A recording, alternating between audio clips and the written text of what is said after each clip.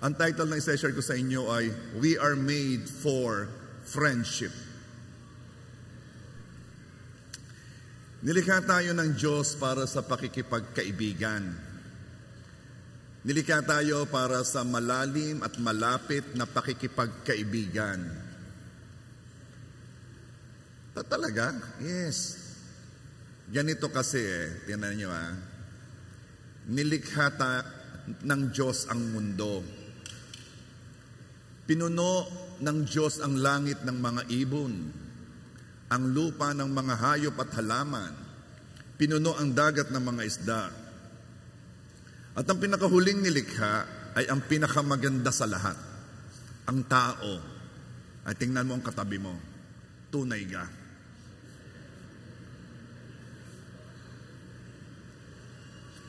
At nilikha ang tao, nagsimula kay Adan. Nag-iisa si Adan. Let me read to you something na nakakakuha ng atensyon. Genesis 2 verse 18. At sinabi ng Panginoon Diyos, hindi mabuti na ang lalaki nag-iisa, siya igagawa ko ng isang katuwang na nababagay para sa kanya. Malimit ko itong sabihin pag ako'y nagkakasala, no? Pero meron akong gustong bigyan sa inyo ng diin. After God created the birds, the animals, the fish, sinabi ng Diyos na ito'y mabuti and it is good. Why is it na nung nilikha niya si Adan ay sinabi niyang hindi mabuti?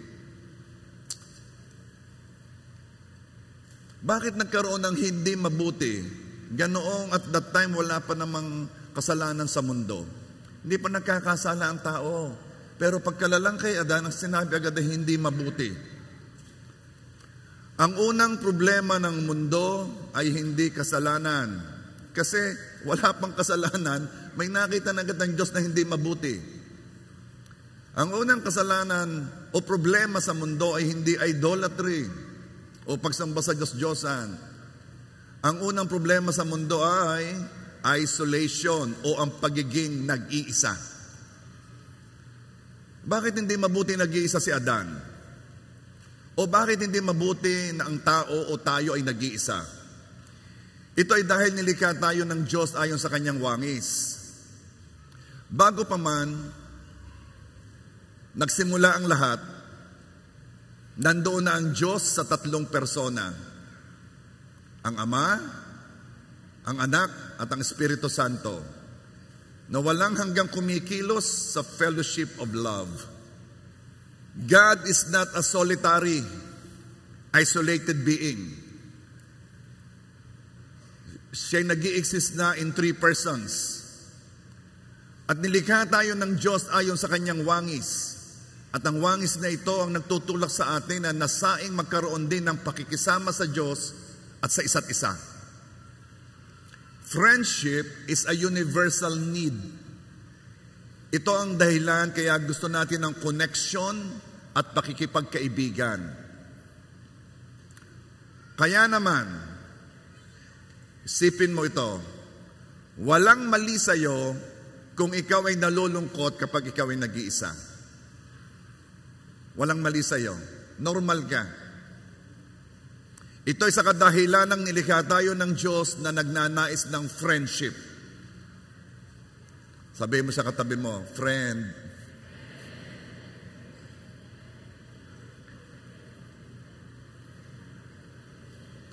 Friendship is a universal need. Your desire for friendship is a sign that you are human. Ang iyong pagnanasa magkaroon ng kaibigan ay nagpapakita lang na ikay tao. God put a longing for friendship in your DNA. We were made for friendship. Kaya kapag may nagtanong sa iyo kung bakit lagi kang nasa kapihan, sabihin lang ninyo, dahil ako'y tao. Ha? Bakit kayo laging nariyan at nagkakape? Anong sagot? Tao. Sabi ng iba ay mabuti naman ang pakikipagkaibigan, pero hindi naman talaga yung kailangan. Yan na may social obligation lang. Sa daming linisin sa bahay. No. Kailangan natin ng friendship. At minsan, dahil sa pangangailangan ito, sa pets na kinukuhang friendship. Sa aso. Who they call as man's best friend. Tingnan ninyo ang tawag sa aso, man's best friend. Kaya marami nag-aalaga ng aso eh. Gusto ng friendship. At least ang aso daw, loyal. Nilikha tayo na may need sa malalim na relasyon. At makikita mo ang need na ito kapag naranasan mong mawala iyon. May mga studies na nagsasabing ang buhay na walang kaibigan ay hindi lang depressing, ito'y dangerous. Proverbs 18 verse 1, whoever isolates himself seeks his own desire, he breaks out against all sound judgment. Tagalog, Kawikaan 18 verse 1. Ang taong makasarili ay humihiwalay sa karamihan at salungat sa lahat ng tamang isipan. So ang paghiwalay sa marami ay salungat sa tamang isipan. Ibig sabihin, friendlessness is the path of foolishness. Friendship is like oil to an engine. Without it, eventually it breaks down. So let us look at some of the characteristics ng friendship. Tingnan natin ang mga katangian ng pakikipagkaibigan. Number 1, friendship needs effort and skill. Akala ng iba, ang pakikipagkaibigan ay basta na lang nangyayari. Hindi nangangailangan ng effort. Ng friendship, basta na lang nadidevelop. Na sadyang iba ay magaling sa pakikipagkaibigan, pakikisama. Iba naman hindi gaano. At marami sa kanila ay naghihintay na lamang sila na magkaroon sila ng kaibigan. No. True friendship ay sinasadya. Kailangan ito ng effort, kailangan ng skill. Ito'y natututunan. Nadidevelop ang iyong social skills. Iyang pakikipagkaibigan, yan ay natututunan. Iyan ay kailangang trabahuhin para mapagyaman ang relasyon ng magkaibigan. Kapag walang effort, ang mga relasyon natin ay parang isang garden na pinabayaan. Nakakita ba kayo ng garden na hindi inaalagaan? Ang lalago ng damo, nakahapay ang mga sanga, ang gulo. Yan ang nangyayari kapag ang garden ay, ang friendship ay walang effort. Ako'y natutuwa, inimbita ko yung kaklase ko si Daisy. Kami nag-reunion, di naman ako naka-attend eh. Alam mo siya umattend, ako'y natutuwa. At first time niya dito. What is my point? If you want to reignite, establish, palalimin, ang anumang relasyon, katulad ng friendship, yan ay nag-e-effort. Yan ay kapag nag-imbitay napunta. Yan ay pag nagsabing, let's meet here, napunta. Matrabaho ang friendship. Hindi yan basta nangyayari. Good news. Ito kasi, bakit ito good news? It means, pwede tayong magkaroon ng malalim na pakikipagkaibigan. Kasi, ito naman pala hindi basta nangyayari, ito pala depende sa ating effort. Ito'y depende sa ating natutunang skill ng pakikipagkaibigan. Ang kailangan lang natin gawin, mag-decide tayo na tayo hindi na magiging passive sa pag-develop ng friendship. Ito'y one of the reasons kung bakit meron tayong life group. Para kayo may kaibigan sa church. One of the reasons kung bakit kayo dapat umattend ng life group. Para maipakita mo ang effort mo na ikaw ay nakikipagrelasyon as a friend. Yung iba kasi ang tingin sa life group is a task. Dapat lamang maitanong ang tamang tanong, dapat lang. No. It's more of a relationship. It's building relationship. Lamang na dito ang mga taong lumaki sa pamilyang mapalakaibigan. May pamilyang ganun eh. Ang isa doon eh itong, narito ka Kuya Jesse. Wala. Namimigay ng bigas. Eh kami na may pwede rin bigyan kung talagang marami pa. Ano ang ibig ko sabihin? Nakita ko yung mga yun eh. Yung kanyang ama kasi naging yung kapitan ng Tikiwan, napakabate, ang galing makipag-relate sa tao. Ako'y bata pa doon ako natambay eh. Kita ko yung ama ng Kuya Jesse, si Bukal Jess. Lahat ng dadaan sa tapat ay pinadadaan. Daan muna at magkape. Talagang siya nag-i-initiate. Why? Friendship needs effort. Kaya sa friendship, lamang na yung taong lumaki sa pamilyang mapalakaibigan. At bata pa, kita nila kaagad kung paano nakikipag-relate sa tao. Ang mga family na very private, yung gang sila lang, yung bang pinalaking, walang lalabas ng bahay, sa bahay lang kayo, ang kailangang makadevelop ng mindset at skill ng pakikipagkaibigan. Ang mga batang lumaki sa video games, ang hindi na nakadevelop ng social skills. Kaya kayong mga magulang ilayo ninyong inyong anak sa computer games, sa mga video games, sa social media, habang bata pa. Or else, lalaki yan sa kwarto, hindi yan lalabas ng bahay. At pag ay lumabas, hindi yan marunong makipag-relate sa kapwa. Hindi yan marunong. Hindi yan mag-i-enjoy sapagkat sa kanya, it's a lot of effort para makabuo ng friendship. Samantalang pag siya'y nasa computer, yun ang kaibigan niya. He can manipulate and control everything sapagkat doon lang siya nakatutok. At ano nangyayari? Lumalaki siya ng kakaiba. We are social beings. Kaya sinabi agad ng Diyos nung nilikha si Adan, hindi mabuti. Kailangang igawa ko ng nilalang na nababagay para sa kanya. Kasi kailangan niya ng friendship. Are you there? So mga magulang huwag niyong gawing yaya ang iPad at ang iPhone.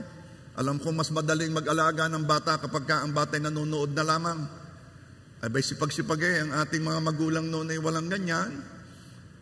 Tapos tayo magkakapatid mga 8, 9, 12. Kaya tayong magkakaibigan, mga magkakapatid. So, ang una, ang friendship nangangailangan ng effort at skill. Number 2, ang friendship nangangailangan ng time. Nangangailangan niya ng oras. Tayo ay napaka-busy. Pumapasok, nag-aaral, pagkatapos, gagraduate, magtatrabaho, tapos magre-raise ng family, at ang pakiramdam natin ay wala na tayong time sa pakikipagkaibigan. Pastor, paano pa ba naman ako magkakapanahon sa friendship? Sa dami ng linisin sa bahay. Ang natitirang oras ko na lamang ay itutulog ko na lang. Okay. This is the truth. Nagbibigay tayo ng oras sa mga bagay na mahalaga sa atin. Kapag isinama natin ang friendship sa priorities, magkaka-time tayo sa kanila. May isabay sila sa ating meals. Kakain tayo, matawagan kaya si ano gagawa mo? Parinig ka. Bakit? Tayo kakain. Sagad din nila tayo maglolomi. At habang kayo naglolomi, meron agad nabubuong interpersonal relationship, may nabubuan agad na communication. Bakit? Kasi kailangan ng oras. Para bumuo ng friendship, kailangan ng oras. Huwag kuritin.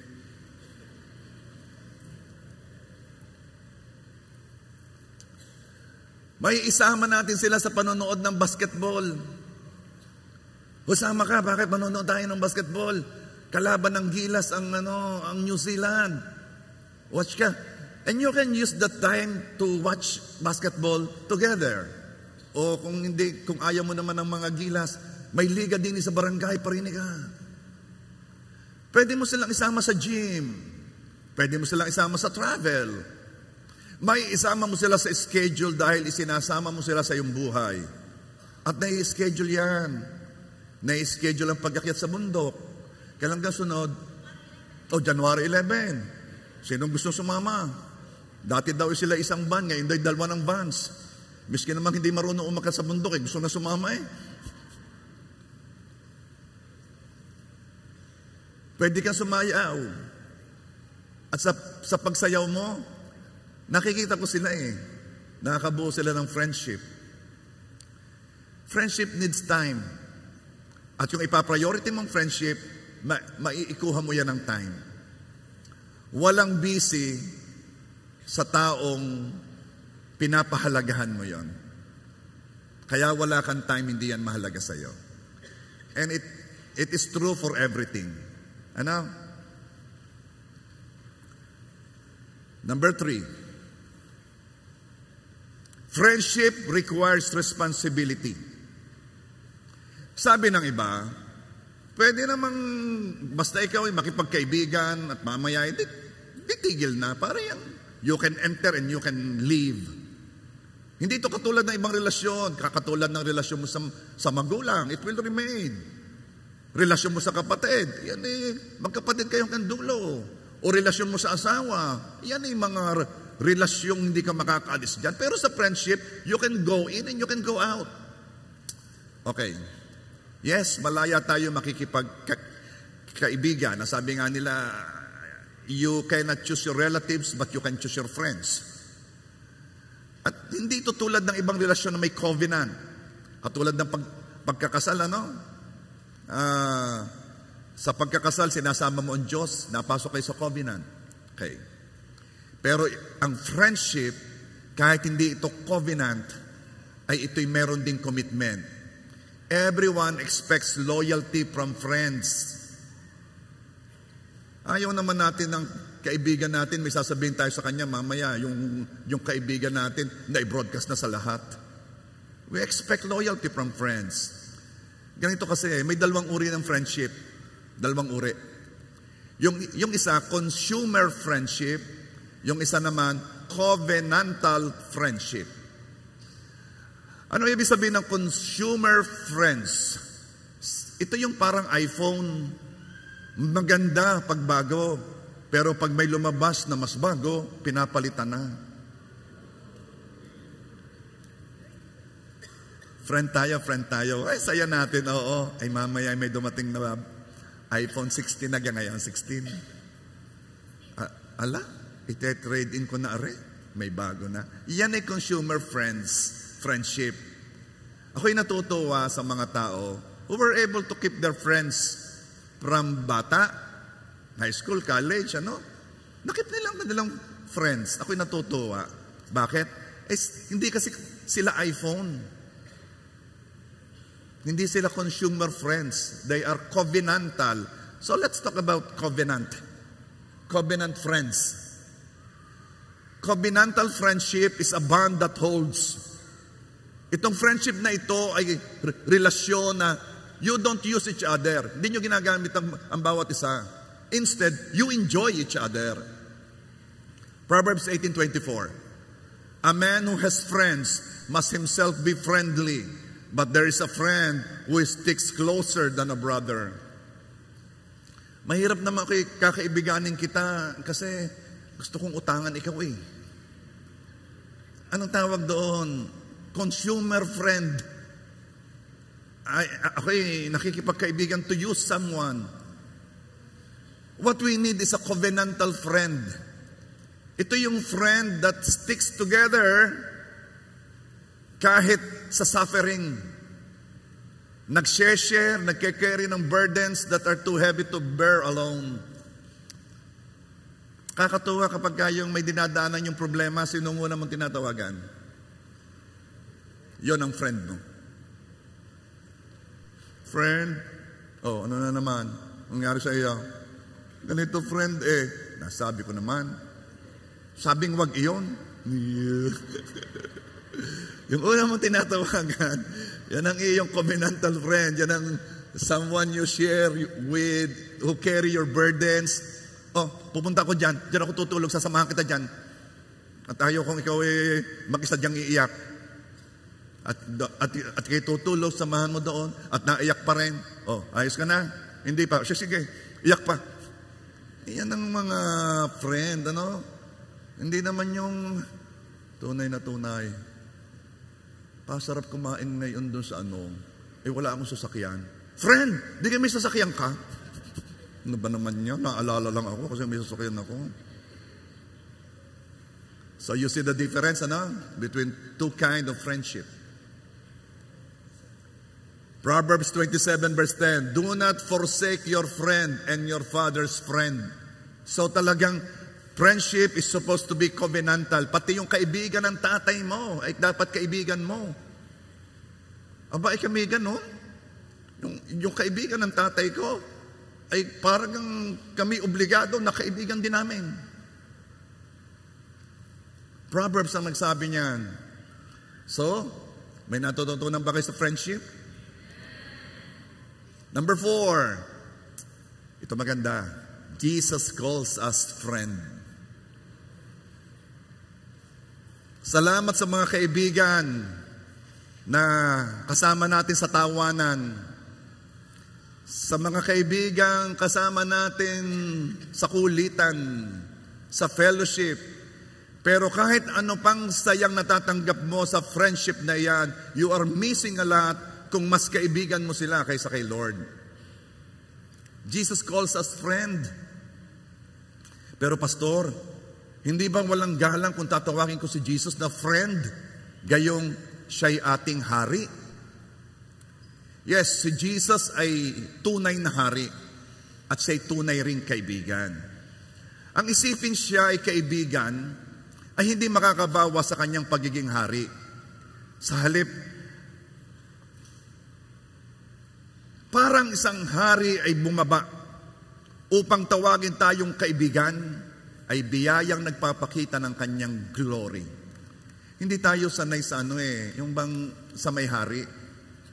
We are a democratic country. Walang hari dito, no?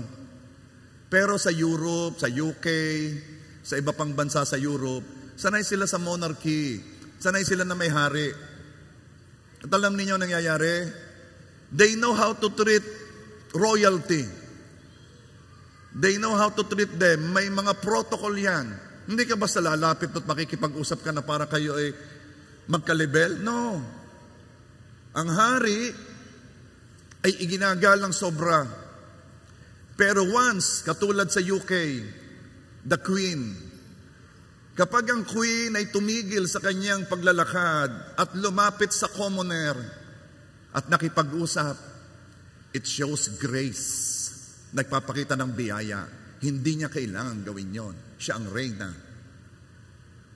Hindi natin naunawaan yun Dahil dito, wala. Pantay-pantay lang. Kahit dumating day kung sino, wala. Pantay lang. Pero we don't know how to treat royalty. Si Jesus ay hari, pero siya'y kaibigan din. At ito'y nakakapagtaas ng kanyang glory. Kasi ang isang hari ay nagpakababa para tawagin tayong friend. Sipin mo, ang hari ng mga hari, ang Diyos ng mga Diyos, ang walang simula at walang katapusan, ang pinakamakapangyarihan sa lahat, tinawag kang kaibigan.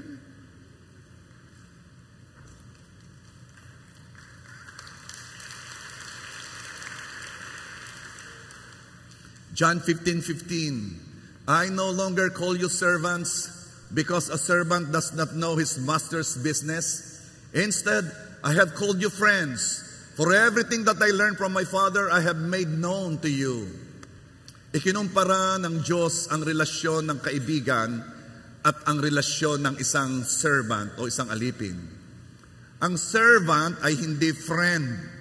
Dahil ho ba naglilingkod lang siya? No, kahit naman friend, pwedeng maglingkod Hindi siya friend kasi hindi siya in the know to what is happening with his friend. Hindi siya privy. Hindi siya informed sa nangyayari sa kaibigan niya. Yun ang pagkakaiba ng friend at servant. Ang servant, he is in the need to know basis. Sasabihin ko lang sa iyo pag kailangan mong malaman. Pero si friend, hindi niya kailangan malaman, pero sinasabi sa kanya. Yun ang pagkakaiba. A servant only comes when there is something to do. Parito ka nga. But a friend is welcome anytime. Ito ang friend. Pupunta sa bahay ninyo, bubukas ang pinto. Pare, ako'y nasa kusina, ako'y namumungkal.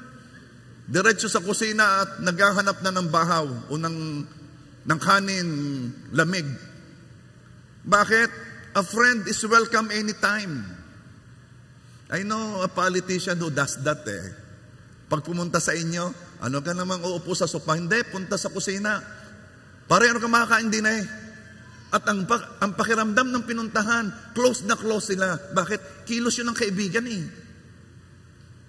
hindi nanalo. So, yan ay tip sa mga kakandidato pa. Diretso sa kusina. Kaya lamang, pag inubos yung pang-ulam, lalo kayong walang boto. A servant is told what to do, but a friend is told why. Okay. Ito ang gawin mo Tapos, isunod mo yon, servant. Ito ang friend. Alam mo, pag ginawa natin kasi ito yung mas makakatulong sa kasi hindi madudulas ang tao. A friend, sinasabi mo kung bakit. Ang servant, iniuutos mo lang. Ay bakit Basta gawin mo. Yun ang pagkakaiba. Kinumpare kasi ni God na tayo hindi na servant.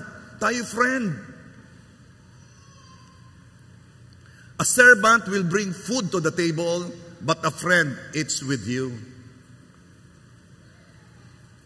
Ang kaibigan, kumakain ng kasama mo. Are you there? Alam mo, kayo'y tinuturuan ko how to pray, how to act in faith. At ang sinasabi ko sa inyo, ibalik lamang ninyo sa Diyos ang kanyang mga pangako. Lord, sabi mo, and then manampalataya ka na ibibigay niya o gagawin niya ang kanyang sinabi. I teach you faith. Tama yon. I will continue doing that. Pero hindi ko malimit sabihin at hindi ko nabibigyan ng diin ang aspeto ng friendship na pwede ka rin makipag-usap sa Diyos as in nakikipag-usap ka sa kaibigan mo. At hindi nababawasan ang glory ni God. Hindi nababawasan ang kanyang pagiging Diyos. Pwede ka namang umimik ng ganito kasi pagkakasama mo yung friend mo, hindi ka nag-iisip na baka magkamali ka na sasabihin. Banat ka lang ng banat, imik ka ng imik. Hindi ka nag-filter, imik ka lang ng imik. Pero kapag ang kausap mo ay someone na, na medyo kailangan ng ingat, iniisip mo muna sasabihin mo. Pero pag ang kasama mo talaga ay friend, wala yan, diretso lang yan. Hindi yan nag-iisip na siya hihusgahan, hindi siya nag-iisip na siya tatawanan. He can be himself or herself. Ito hindi ko nabibigyan ng diin. Si Jesus ay friend. He calls us friend. Pwede kang makipag-usap sa kanya na hindi nag-iisip. Just talk to him as a friend. Pwede yun. At pwede ka rin makipag-usap sa kanya bilang hari. Panginoon, pinupuri ko po kayo. Makipag-usap ka sa kanya bilang Diyos na makapangyarihan sa lahat. Lord, ang sabi mo. But you can also talk to him as a friend. Jesus, yung aking araw ngayon talagang medyo, ba't ka nagkagayong? You talk as a friend. Pwede rin yun. Okay? Are you there? Sabihin mo, Jesus is my friend. Pero pastor, ako'y mas nakaka-relate kay God bilang aking ama. Okay. God is the great I am. Ibig sabihin, He could be who you want Him to be. He is your King, He is your Father, and He is your friend. At usually, kung ano ang need natin, yun ang pupunuan ng Diyos. Kung ang need mo'y ama, kasi maagang nawala ang iyong ama, ang pagtrato mo sa Diyos ay Father God. O halimbawa, hindi mo na-experience ang malapit na relasyon sa Ama, lumalapit ka sa Diyos bilang our Father. Pero usually, you have a very healthy relationship with your Father at ang pag-grow mo ay napakaganda ng relasyon ninyong mag-ama. Pero hindi ka pinalabas ng bahay. At lagi na lamang, school, bahay, ha? Pagkatapos sa school, wag na kung saan-saan, ikay susunduin na at bahay na agad. Kayo dito lagi. No. Ikaw naman ay naglong sa friends. Hindi ka nakabuo ng friendship. So, Jesus, our God, is the great I am. And you want to relate to Him as a friend. Jesus, alam mo, nakita ko kanina yung crush ko. Ganyan. You talk to Him as a friend. Usually kung ano yung need mo. Me, I talk to God most of the time as my Father. As my provider. Ano?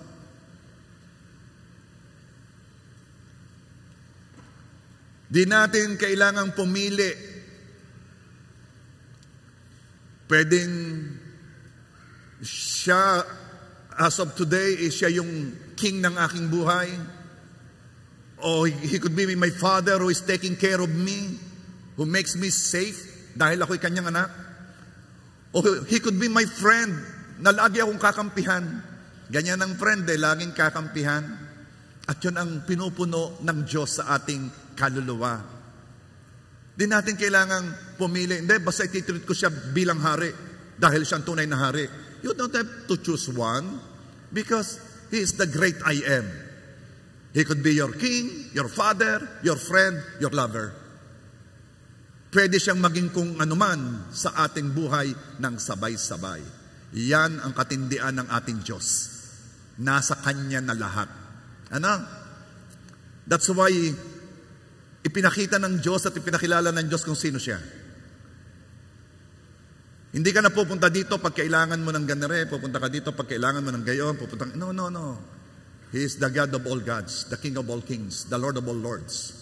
Kung meron Diyos-Diyosan, then ibig sabihin may Diyos. Kasi may Diyos-Diyosan Merong hindi tunay na Diyos. And the God that we are serving is the true, genuine, real God. At siya ang bumubuo ng lahat na kailangan natin. Are you there? Kung pipiliin lang natin ang isa sa katangian niya, nakakabawas pa ngayon sa kanyang glory. Mas naluluwalhati natin siya kapag nakikita natin si Jesus bilang ating hari, bilang ating ama, bilang ating kaibigan.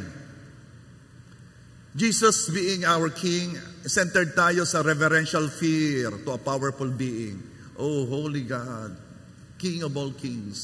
Jesus as our Father, centered tayo sa love ng parent. Oh, Father God, salamat po for caring for me. Thank you for providing for my needs. Jesus as a friend, centered tayo sa relasyon na meron tayo laging kasama, kakampi, kaibigan. Si Jesus ay kakampi mo. Kaya kung meron kang problem na dinadaanan, let Jesus be your friend. Because Jesus calls you friend. Siya agad ang i-text mo. Siyang kausapin mo. Alam mo, minsan, mas open tayo sa friends kaysa sa parents. Mas sinasabi natin, mas nag-open tayo sa kaibigan kaysa magulang. Siguro, dahil sa generation gap, hindi naunawaan ng magulang tayo. Or siguro, napakataas ang expectation ng parents at effort na effort tayo sa pag-please sa kanila. Ganito kasi ang friend Friends trust each other. James 2 verse 23. Kaya't natupad ng kasulatan na nagsasabi, si Abraham ay sumampalataya sa Diyos at iyon ay ibinilang sa kanya na katuwiran at siya'y tinawag na kaibigan ng Diyos. Friend trust each other. Noong may sinabi ang Diyos kay Abraham, sinunod lang ni Abraham. Walang tanong-tanong, walang duda-duda. Because friends trust each other.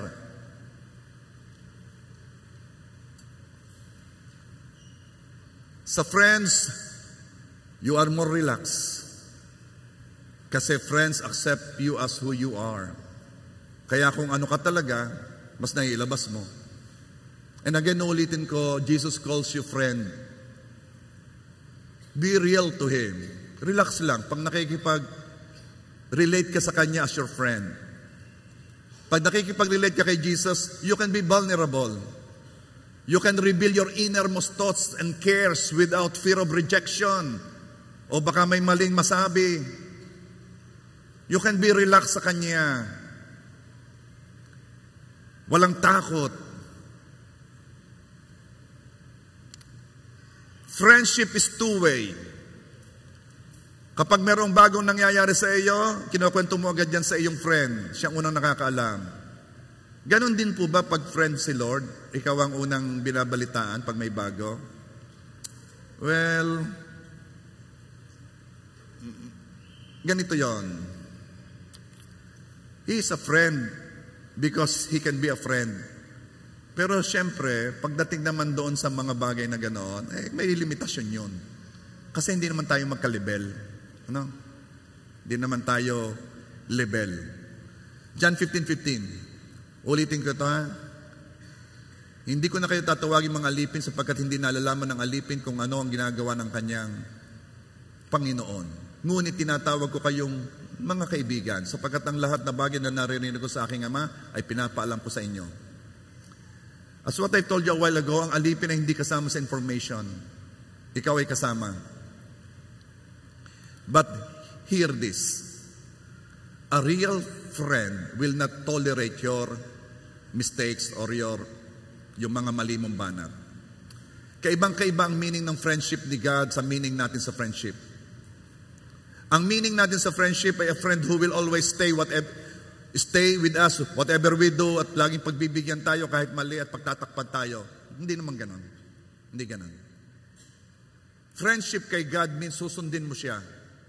John 15:14. You are my friends if you do what I command. Two-way ba yun? Susundin rin ba ako ni Lord? Gagawin din ba ni Lord ang gusto ko? No. Kayo'y friends ni Jesus pero hindi kayo equal ni Jesus. Hindi kanya susundin pero gagawin ni Lord ang pangako niya sa iyo. Huwag mong isipin may sasabihin ako at susundin ako ni Lord. No, itong gagawin mo. Kukuha ka ng pangako ni Lord, yung kanyang sinabit, ibabalik mo sa kanya. Yun. Salita ang susundin ng Diyos. Ipaparamdam ni Jesus ang presence niya to assure you that you have a friend. Pero don't ever think na lahat naman sasabihin mo sa iyong friend ay gagawin niya. No, hindi tayo equal. A friend values what a friend say. Ganon din kay Lord. He listens to us na para bang kailangan niyang opinion natin. Pero actually hindi. He just chose to be a friend. Pag ikaw ay nagkwento sa kanya, makikinig siya. Because he is a friend. Friendship is a relationship na you just like to hang out with them. Gusto mong makasama sila. Ganon din kay Lord. Gusto niyang biyayaan tayo ng kanyang presensya. Kaya once we enter His presence, ito kasi lagi sinasabi ng mga nagpe-pray, tayo po ay pumasok sa presensya ng Diyos. Okay. We are always in His presence, ano? Pero ang ibig sabihin noon, inilalagay mo ang iyong sarili sa spiritual realm. Inilalagay mo. Kaya tuwing mananalangin ka, nilalagay mo ang sarili sa lugar na kung saan God and you can relate together. Kaya I am encouraging you, this is the end, this is the last Sunday of the year. Last Sunday of the year. Mamaya ay magkakaroon ng announcement, pero akin nasasabihin, starting January 1 hanggang January, we will have prayer and fasting. Pero January 1 to 3, meron tayong service sa third floor. Alas 10 hanggang alas 12. And then yung prayer and fasting, bakit? Sisimulan natin ang taon na we are relating to our friend. Relating to God. At prayer and fasting tayo. Again, yung gustong mag-guide sa fasting, talk with your life group leader. Ano? Wala akong sasabihin sa inyong dapat ay ganito, pero just to guide you, you can miss 2 meals and just eat 1 meal sa isang araw. Or you can skip a certain number of hours and then eat on just a certain number of hours. You can talk with your life group leader kasi every year naman ito ating ginagawa. At ang ating fasting ay for 7 days. Pero ang service natin ay 3 araw. January 1, January 2, and 3. Why? Because we're going to relate to our friend and we're going to hang out with him. Though he is high and mighty, yet he is a friend. And together we're going to explore that friendship with God. Let's make this friendship go deeper. This coming year, another thing that God wants us to receive is a deeper connection with Him. As a friend, as a king, as a father, or as the great I am. And by God's grace, He will reveal Himself to us in a manner that you will be surprised. Magpapakilala si God in a different way pa sa'yo. Because that is eternal life. Yung hindi po naunawaan kung anong buhay na walang hanggan, is makilala ang Diyos. That's the big blessing. Si Pastora Melody, lagi siya nagsasabi, big blessing. And then nag-expect siya na mag-amen ako. Amen, Papa, amen, Papa. And then sabi ko kagabi, alam mo ka, Mama, ang big blessing ko ikaw eh. Kaya hindi ko na kailangan mag-amen eh. Ganyan. Pero alam mo, the big blessing we have is God revealing Himself to us. Naisin mo na makilala mo pa ang Diyos at ang Diyos mag-reveal sa'yo.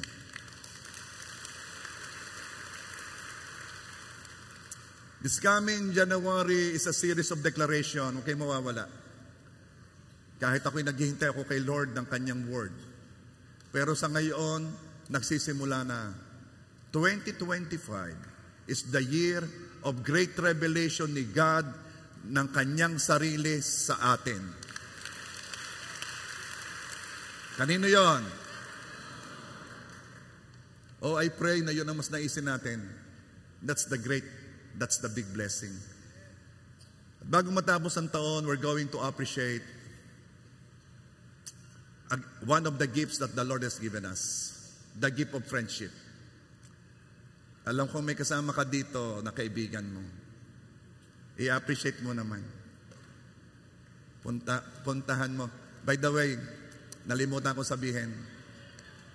Tingnan mo. Yung mga yun, hindi ko pa binibigyan ng signal eh. Sandali. Alam ko ng iyong asawa is your friend. At dapat lang naman. Dapat lang. Your asawa must be your best friend. Pero it should not stop you from connecting to others as friends also. We are social being. Connect and develop friendship at palalimin pa ang mga friendship na meron ka. Amen ba? So this is what we're going to do. Hindi kita papupuntahin sa hindi mo kilala masyado. Puntahan mo yung kaibigan mo.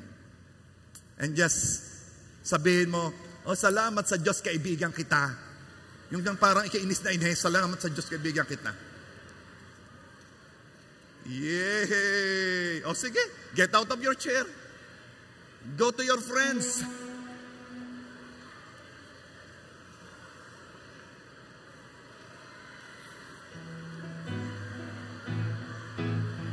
Enjoy friendship. Enjoy the gift of God. Enjoy friends.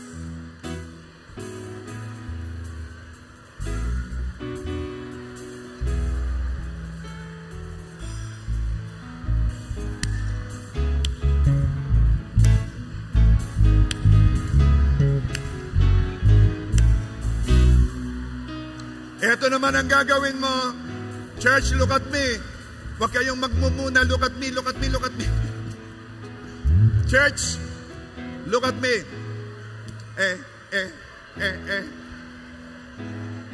Puntahan mo naman yung iba na kung saan you have an intention of connecting. Puntahan mo yung hindi mo masyadong kilala at sabihin mo, whoa, let's be friends. Let's be friends. Let's be friends. Mahal na mahal kita sa Panginoon. Go around, go around, go around.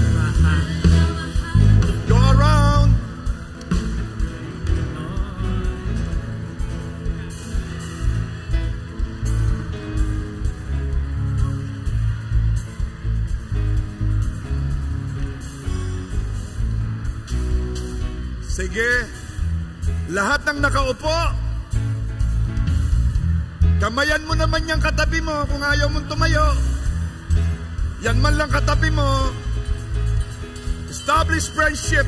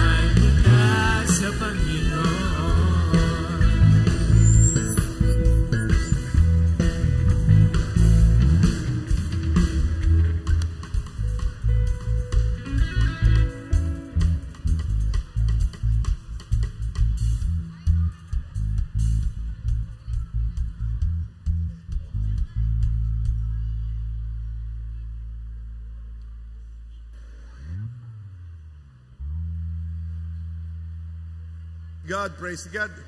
Ako'y bumaba, namano sa akin. Sabi ko, wala mo nang mano. Friend muna, friend. Hey!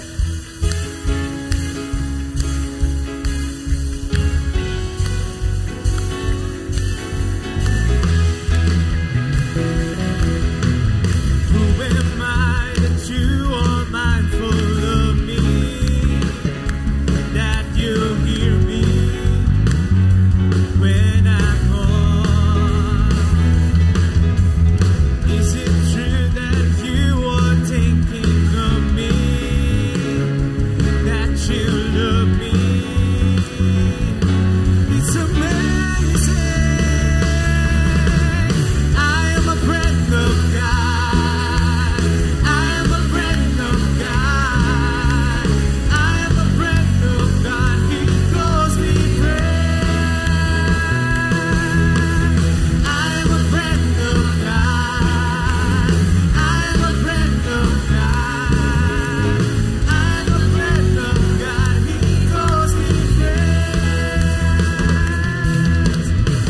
when mindful, you are mindful of me, that you'll hear me when I call. Is it true that you want to love me? How you love me? It's amazing. I'm a friend of God. I'm a friend of God. I'm a friend of God. He calls me friend. I'm a friend of God. I'm a friend of God. I'm a friend of God. He calls me friend. Praise God. Father God, salamat po sa pagbibigay sa amin ng mga kaibigan. Salamat po at napupunuan yung aming need na ang sabi po ninyo na hindi mabuti na ang lalaki nag-iisa. Siya ibibigyan ko ng kaibigan. Hindi mabuti na kami nag-iisa. Salamat po sa mga kaibigan namin. We thank you, Lord God, for that. We appreciate it, Father God. And I pray, oh Lord God, sa mga dadating pang mga panahon, mas lalalim pang friendship at mas marami pa kaming magiging kaibigan. Pero higit sa lahat, Lord God, thank you for revealing yourself as a friend. Revealing yourself as a friend. Thank you, Father.